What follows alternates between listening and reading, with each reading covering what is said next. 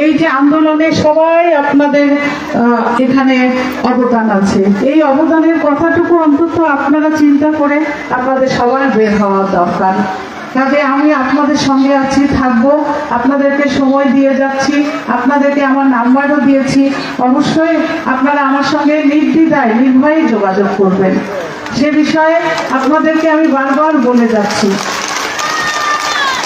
কারণ সেই সহযোগিতা পেয়ে আপনারা আমার যদি কারো সমস্যা হয় আপনারা অবশ্যই আমাকে জানাবেন, আমি আপনাদের পরামর্শ দিব, সেভাবেই আপনারা চলবেন। আপনাদের নেতা যেভাবে কাজ করে যাচ্ছে, আপনাদের এই নেতার জন্য তাকে আপনাদের এই হাতকে শক্তিশালী করবেন। আপনাদের এই হাতকে শক্তিশালী করলে উনি অন্তত আপনাদের জন্য অনেক কিছু করতে পারবেন সামনে। উনি মাত্র কিছুদিন ছিল, তখনই যত কাজ উনি করেছে, এই ধরনের কাজ তো আর কেউ করতে পারে নাই। কাজে ওনার লালমনিরহাট নিয়ে সবসময় চিন্তা ভাবনা, আপনাদের লালমনিরহাটের মা বোনদের নিয়ে চিন্তা ভাবনা, কার জন্য কি করবে, লালমনিরহাটের উন্নয়ন নিয়েই সে সবসময় চিন্তা করে। এগুলো তো আপনাদের আসলে আমার মনে হয় এইভাবে বুঝিয়ে বলার তো আসলে বারবার প্রয়োজন হবে বলে আমি মনে করি না। আপনারা একবার দেখিয়ে দেন, তারপরেই আপনারা বুঝতে পারবেন যে অবশ্যই না, আমরা ঠিক আছে, আমরা ভাইয়ের জন্য করেছি, এখন দেখি ভাই আমাদের জন্য কি করে। এতটুকু দাবি তো আপনারা করতেই পারেন ভাইয়ের জন্য। কাজে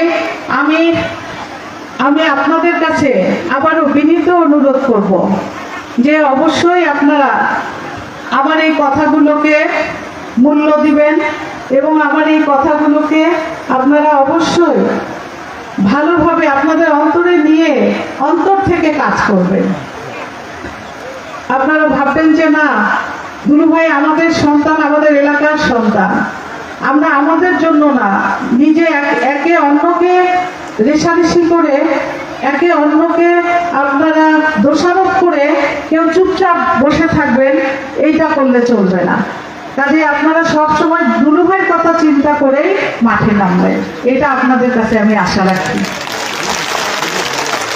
তো আমাদের ম্যাডাম খালেদা জিয়ার জন্য আমি একটু দোয়া চাই আপনাদের কাছে। উনি অসুস্থ, আমরা তার জন্য দোয়া করব এবং আমাদের তারিক সাহেব দেশ নায়ক, আগামী দিনের উনি যেন দেশে ফিরতে পারেন, সেই জন্য আমি আপনাদের সবার কাছে দোয়া চাইছি। আমরা সবাই মিলে তার জন্য দোয়া করব।